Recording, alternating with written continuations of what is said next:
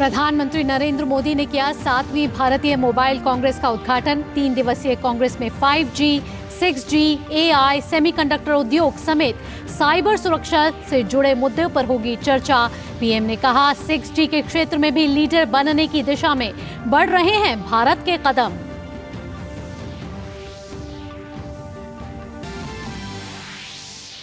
मध्य प्रदेश के चित्रकूट में आज प्रधानमंत्री नरेंद्र मोदी सद्गुरु सेवा संघ ट्रस्ट के प्रथम अध्यक्ष स्वर्गीय अरविंद भाई मफतलाल की शताब्दी वर्ष कार्यक्रम में होंगे शामिल। तुलसी पीठ न्यास में जगत गुरु राम भद्राचार्य की लिखी पुस्तकों का भी करेंगे विमोचन।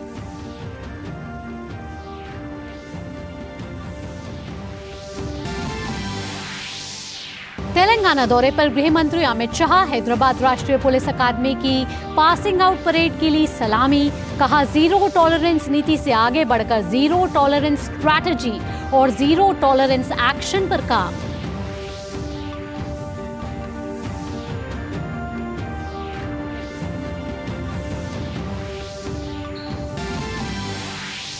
अंतर्राष्ट्रीय खबरों में इजराइल और हमास के बीच संघर्ष का आज 21वां दिन।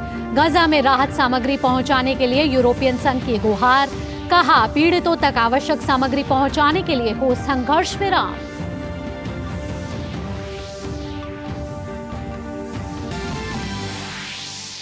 खेल की खबरों में एशियन पैरा गेम्स में भारतीय खिलाड़ियों का शानदार प्रदर्शन जारी। तीरंदाजी में शीतल देवी ने जीता स्वर्ण पदक। वहीं रमन शर्मा ने 1500 मीटर T38 में पदक किया अपने नाम। बैडमिंटन में प्रमोद भगत ने स्वर्ण, कृष्णा नागर और नितेश कुमार ने जीता रजत पदक।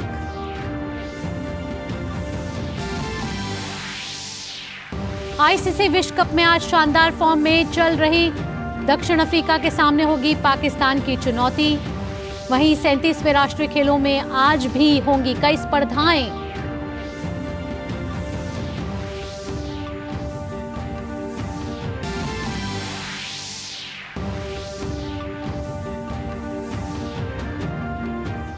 और बढ़ते हैं अगली खबर की ओर। नमस्कार, डीडी न्यूज पर आप सभी का स्वागत है। मैं हूं आपके साथ भावना नैयर। सुर्खियों के बाद अब खबरें विस्तार से। प्रधानमंत्री ने 7वें भारतीय मोबाइल कांग्रेस का उद्घाटन किया है। नई दिल्ली प्रगति मैदान भारत मंडपम में 3 दिवसीय कांग्रेस में 5G, 6G, AI जैसी प्रौद्योगिकियों पर और सेमीकंडक्टर उद्योग, हरित प्रौद्योगिकी, साइबर सुरक्षा आदि से जुड़े मुद्दों पर चर्चा होगी। प्रधानमंत्री ने देश भर में शैक्षणिक संस्थानों को 100 5G यूज केस लैब्स प्रदान किए। इन प्रयोगशालाओं को 100 5G लैब्स पहल के तहत विकसित किया जा रहा है। 5G तकनीक से जुड़े अवसरों और वैश्विक मांगों को भी पूरा करने में ये मददगार होगी। यह अनूठी पहल शिक्षा, कृषि, स्वास्थ्य, बिजली, परिवहन जैसे विभिन्न सामाजिक आर्थिक क्षेत्रों में नवाचार को बढ़ावा देगी और देश को 5G तकनीक के उपयोग में आगे ले जाएगी।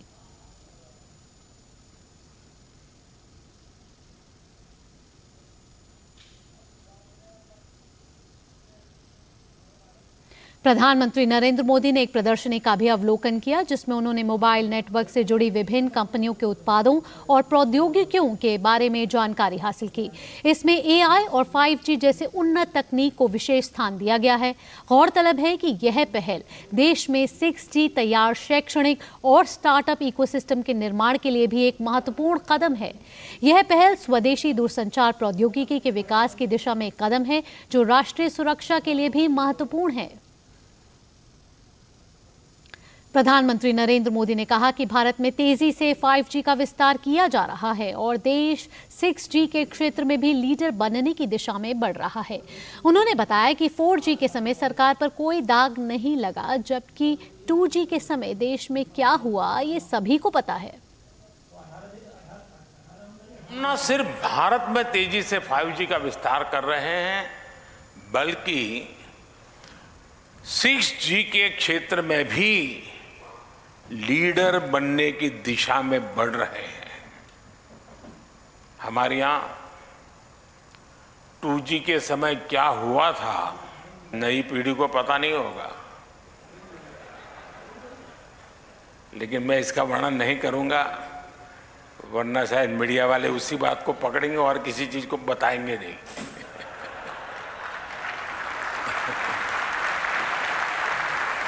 लेकिन ये जरूर कहूंगा कि हमारे कालखंड में 4G का विस्तार हुआ, लेकिन एक दाग भी नहीं लगा है। मुझे विश्वास है कब 6G में भारत दुनिया को लीड करेगा। पीएम ने कहा कि वे सत्ता के लोकतांत्रिकरण पर विश्वास करते हैं। पीएम ने साथ ही कहा कि सभी के लिए तकनीक का फायदा पहुंचे, ये सरकार की मंशा है। कनेक्टिविटी की स्पीड और अवेलेबिलिटी सोशल और इकोनॉमिक दोनों ही रूप से बड़ा परिवर्तन करते हैं। हम हर क्षेत्र में पावर ऑफ डेमोक्रेटाइजेशन पर विश्वास करते हैं। भारत में विकास का लाभ हर वर्ग, हर क्षेत्र तक पहुंचे। भारत में संसाधनों का सभी को लाभ मिले, सभी को सम्मानजनक जीवन मिले और सभी तक टेक्नोलॉजी का फायदा पहुंचे। इस दिशा में हम तेजी से काम कर रहे हैं और मेरे लिए यही सबसे बड़ा सामाजिक न्याय है। पीएम ने साथ ही कहा कि आने वाला समय बहुत ही अलग होने जा रहा है। खुशी की बात यह है कि हमारी युवा पीढ़ी देश के भविष्य का नेतृत्व कर रही है, हमारे टेक रेवोल्यूशन का नेतृत्व कर रही है। किसी भी क्षेत्र से हमारे युवा जितना अधिक जुड़ेंगे,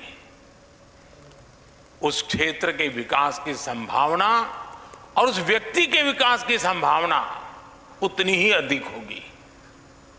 ये लैब्स भारत के युवाओं को बड़े सपने देखने और उन्हें हासिल करने का विश्वास जगाती है। पीएम ने पिछली यूपीए सरकार के कार्यकाल को लेकर चुटकी भी ली। उन्होंने बार बार हैंग होने वाले मोबाइल स्क्रीन से पिछले सरकार की तुलना की। उन्होंने कहा कि उस समय ऐसे ही हालात थे और रीस्टार्ट का भी कोई फायदा नहीं था। 10-12 साल पहले के मोबाइल फोन्स को याद करिए। तब आउटडेटेड फोन की स्क्रीन घड़ी घड़ी हैंग हो जाती थी। ऐसा ही होता था ना? जरा बताइए ना। चाहे आप स्क्रीन को कितना भी स्वाइप कर लें, चाहे जितने भी बटन दबा लें, असर कुछ होता ही नहीं था। बराबर है ना? और ऐसी ही स्थिति उस समय सरकार की भी थी।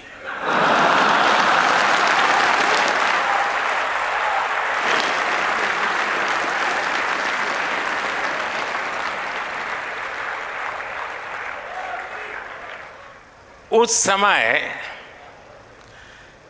भारत की अर्थव्यवस्था का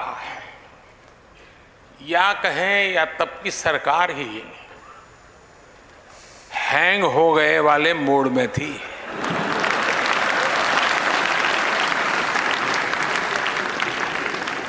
और हालत तो इतना बिगड़ चुका था, रीस्टार्ट करने से कोई फायदा नहीं था।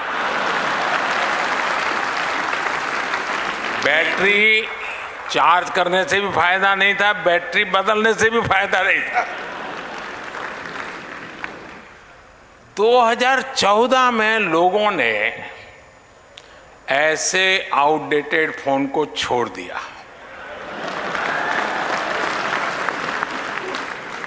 और अब हमें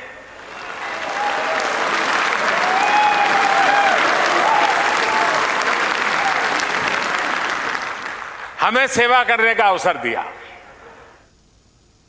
प्रधानमंत्री नरेंद्र मोदी आज मध्य प्रदेश के चित्रकूट में सदगुरु सेवा संघ ट्रस्ट के प्रथम अध्यक्ष स्वर्गीय अरविंद भाई मफतलाल की शताब्दी वर्ष कार्यक्रम में शामिल होंगे और ट्रस्ट में जनरल अस्पताल की नई बिल्डिंग का शुभारंभ करेंगे। साथ ही प्रधानमंत्री नरेंद्र मोदी जगत गुरु रामभद्राचार्य से तुलसी पीठ न्यास में उनसे मुलाकात करेंगे और उनके द्वारा लिखी पुस्तकों का भी विमोचन करेंगे।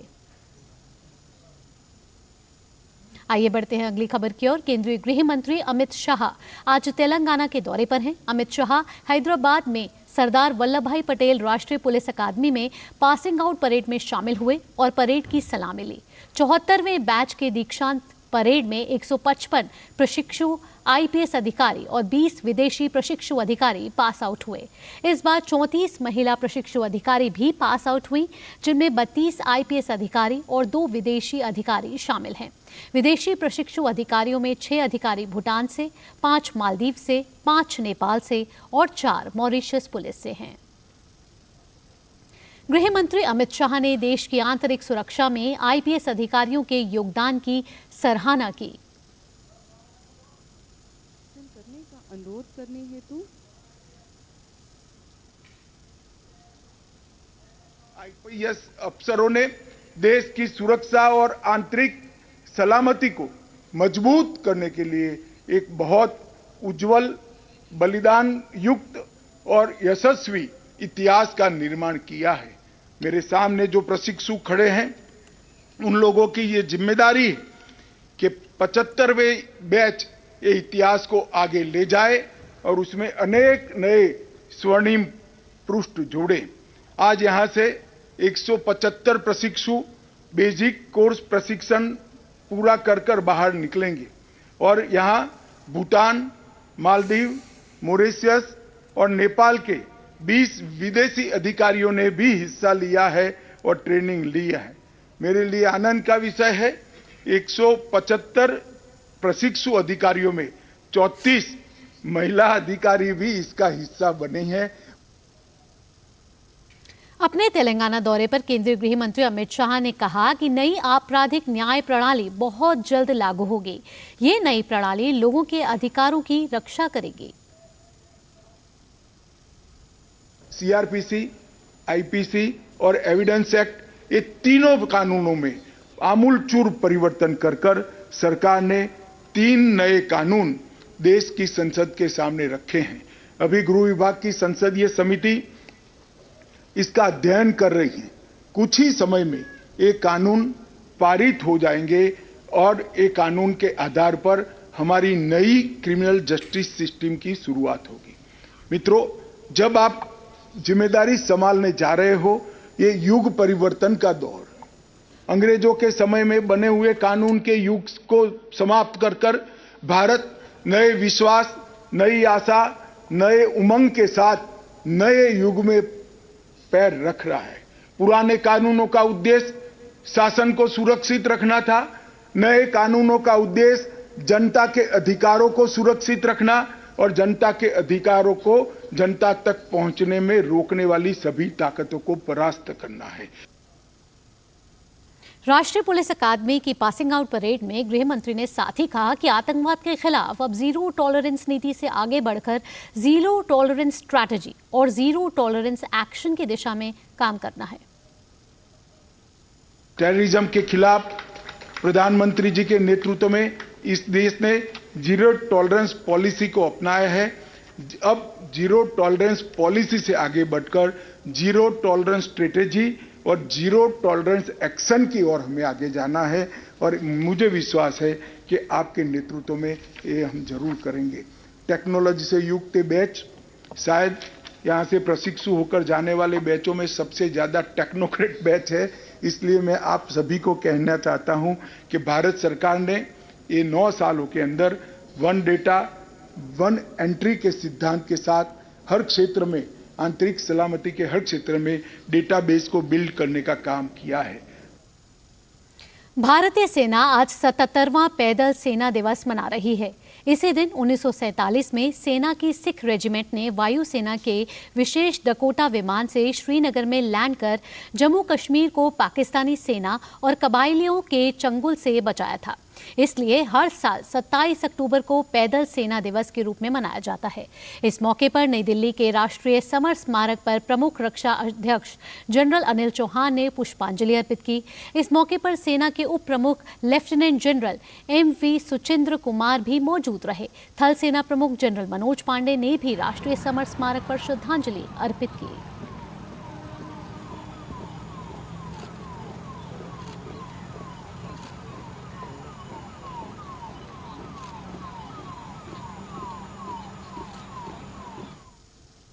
रुक करते हैं अगली खबर का और खबर है पश्चिम बंगाल से। पश्चिम बंगाल के वन मंत्री ज्योतिप्रिय मलिक को प्रवर्तन निदेशालय ने आज तड़के गिरफ्तार किया है। राशन घोटाले मामले में कल ईडी ने ज्योतिप्रिय मलिक के घर छापे मारे थे। 20 घंटे की पूछताछ के बाद ईडी ने उन्हें गिरफ्तार किया है। गिरफ्तार करके पश्चिम बंगाल के मंत्री ज्योतिप्रिय मलिक को मेडिकल जांच के लिए जोका के ESI अस्पताल में लाया गया है। भाजपा नेता सुकांत मजुमदार ने कहा है कि ज्योतिप्रिय मलिक का गिरफ्तार होना तय था। देखिए, ज्योतिप्रिय मलिक का अरेस्ट होना तय था कि बहुत पहले से ही सबको पता था कि कैसे PDS का पैसा लेकर, राशन लेकर, सामग्री लेकर कैसे तस्करी हुआ है। और ममता बनर्जी जो कह रही है नया कोई नहीं, इससे पहले भी अफसर को बचाने के लिए वो धरने में बैठी है। चोरों के ऊपर उनका बहुत बड़ा सहानुभूति है और वो बोल रहे हैं कि ज्योतिप्रिय मलिक का डायबिटीज़ है। तो क्या जिनका डायबिटीज़ है उनके ऊपर हम ये दायित्व दे दें कि वो चोरी करें, उनको चोरी करने का अधिकार मिल जाए। और उसके साथ उन्होंने जो बताया कि ED CBI पे वो केस करेंगे, तो उनको करना है तो करने के लिए बोलिए। अगर डर क्यों है इतना? अगर डर नहीं है, अगर चोरी नहीं किया है तो ED CBI को अपना काम करने दीजिए। दूध का दूध, पानी का पानी हो जाएगा। और अब वक्त है हमारी खास पेश देखने का, यानी कि मेरी माटी मेरा देश।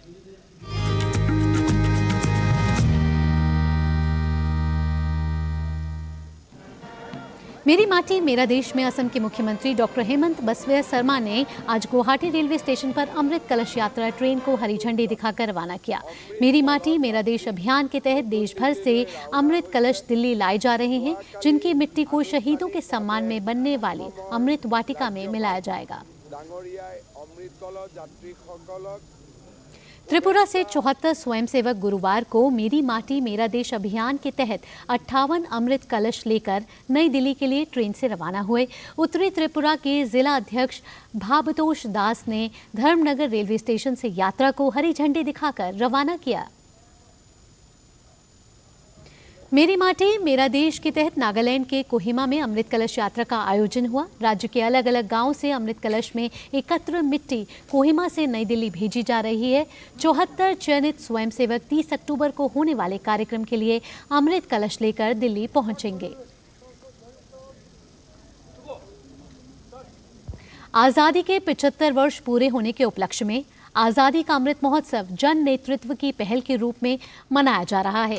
इसी कड़ी में मेरी माटी मेरा देश अभियान आयोजित किया जा रहा है, जिसके जरिए शहीदों को श्रद्धांजलि दी जा रही है। इस अभियान के तहत उत्तर प्रदेश के गोंडा, उन्नाव, शाहजहांपुर और संभल में कलश यात्राएं निकाली गई।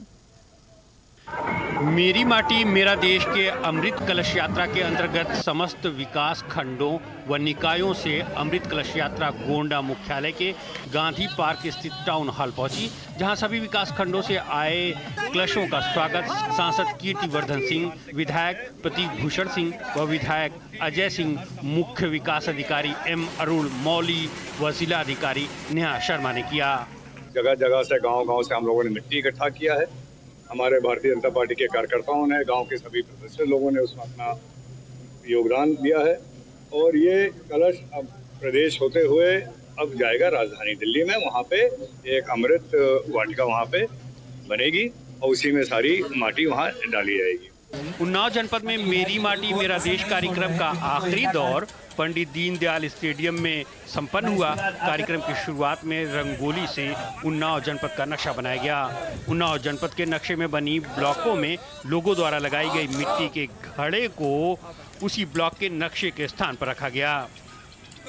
प्रधानमंत्री मोदी जी की इच्छा है कि एक शहीदों की प्रति उनकी आस्था में उनको श्रद्धांजलि देने के लिए अमृत वाटिका दिल्ली में बनाई जाए और उसमें पूरे देश के लोगों का सहयोग हो, योगदान हो। उनकी अपने गांव के अपने घर की मिट्टी अक्षत उनका योगदान हो, ताकि एक अनुभूति राष्ट्र के प्रति अपने समर्पण भाव की बोध वो प्रत्येक नागरिक भारत के अंदर उसके अंदर आना चाहिए। इस दृष्टि से अभियान को किया जा रहा और उसी कड़ी में आज यह सुंदर कार्यक्रम यहाँ पर किया गया। शाहजहांपुर के गांधी भवन में आयोजित मेरी माटी मेरा देश कार्यक्रम में प्रदेश सरकार में पिछड़ा वर्ग कल्याण व जनपद के प्रभारी मंत्री नरेंद्र कश्यप मुख्य अतिथि के रूप में सम्मिलित हुए। उन्होंने कहा कि आज देश में मेरी माटी मेरा देश के तहत जो अमृत कलश यात्रा का आयोजन किया जा रहा है वो श्रद्धांजलि है उन सपूतों को जिन्होंने देश को आज़ाद कराने के लिए अपने प्राणों की आहुति दे दी। सरकार का लक्ष्य था कि राष्ट्र भाव और देश के प्रति अपनी कुर्बानी त्याग करने वाले वीर सपूतों के बारे में, उनके त्याग के बारे में, उनकी कुर्बानी के बारे में देश का हर व्यक्ति जाने, समाज के हर व्यक्ति को जानकारी हो। उस दिशा में लगातार प्रधानमंत्री जी के नेतृत्व में प्रयास जारी रहा। आज उसी क्रम में मेरी माटी मेरे देश के अभियान को अग्रिम रूप देते हुए आज अनेकों सांस्कृतिक कार्यक्रम मंच से संबोधित किए गए। जनपद संभल के जिला मुख्यालय बहजोई स्थित कलेक्ट्रेट परिसर में मेरी माटी मेरा देश कार्यक्रम का आयोजन किया गया, जिसमें विभिन्न स्कूलों के बच्चों के द्वारा सांस्कृतिक कार्यक्रम का आयोजन किया गया। साथ ही परिसर में विभिन्न विभागों द्वारा स्टॉल लगाकर अपनी योजनाओं की जानकारी भी लोगों को प्रदान की गई। जनपद के प्रत्येक गांव, शहर व कस्बे से मिट्टी व चावल एकत्रित करके जिला मुख्यालय पर लाया गया है, जिसे बसों के माध्यम से लखनऊ रवाना किया जाएगा। इससे हमारे भारत में, संपूर्ण भारत में एक राष्ट्रीय एकता की भावना जागृत होगी। सभी जातियां, सभी धर्म, सभी वर्ग, सभी संप्रदाय इसमें बहुत ही उत्साह के साथ में, बहुत ही उमंग के साथ में भाग ले रहे हैं। जब हम देहातों में घूम रहे थे तो हमने देखा कि गांव की महिलाएं कितने उत्साह के साथ में माटी ला रही थी, कोई चावल ला रहा था और इसमें डाल लेते थे। राष्ट्रव्यापी मेरी माटी मेरा देश अभियान देश के वीरों को सम्मानित करने के लिए 9 अगस्त 2023 को शुरू किया गया था, जिसके तहत अदम्य साहस का परिचय देने वाले उन साहसी व्यक्तियों को वीर की संज्ञा दी गई है, जिन्होंने राष्ट्र की सेवा में अपने प्राणों का बलिदान दिया। मेरी माटी मेरा देश अभियान के दौरान व्यापक पहुंच और महत्वपूर्ण भागीदारी के साथ उल्लेखनीय सफलता हासिल हुई। Bureau report, DD news. और अब जनादेश में खबरें 5 राज्यों के विधानसभा चुनाव से जुड़ी हुई।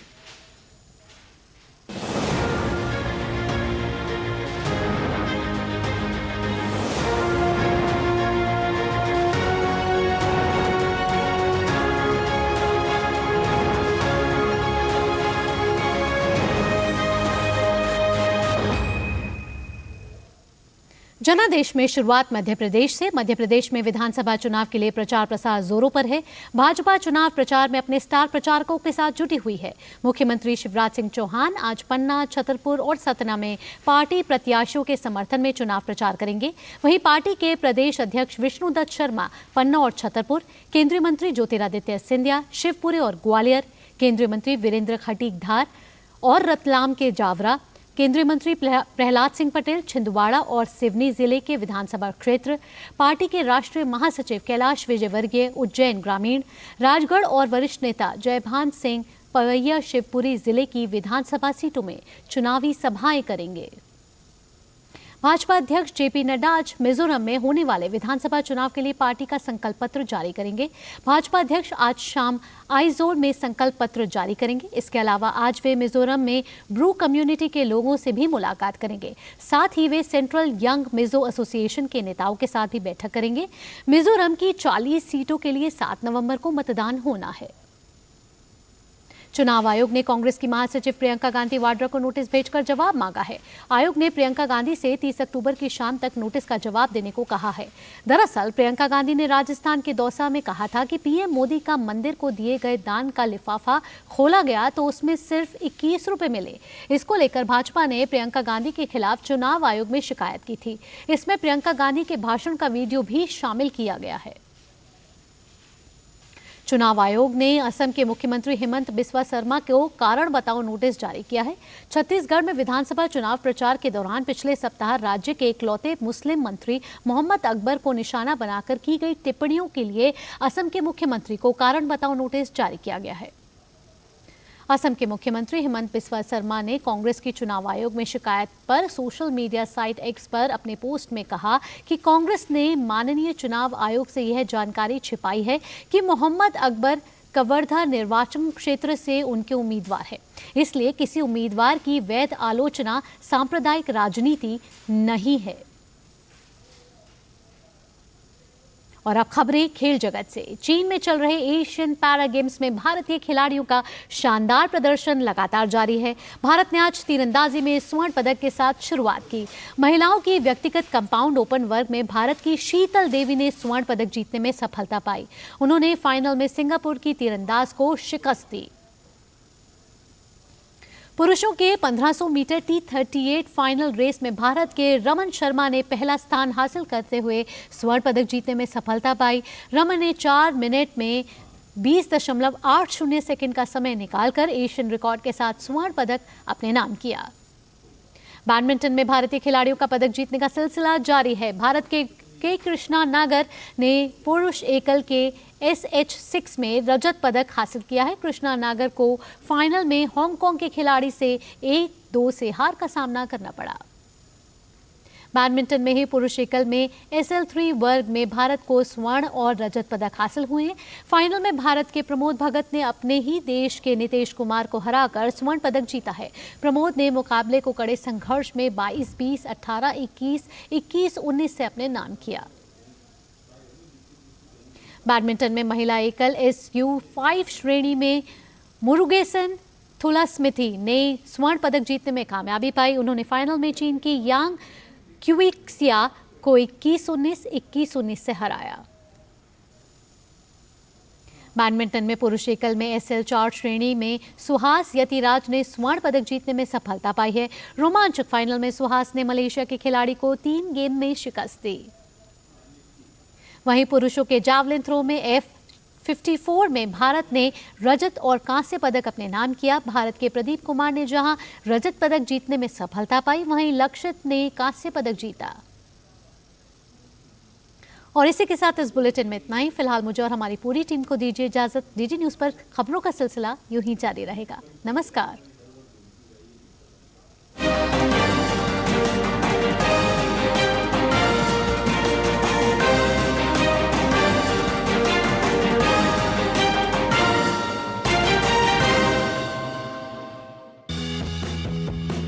मन की बात है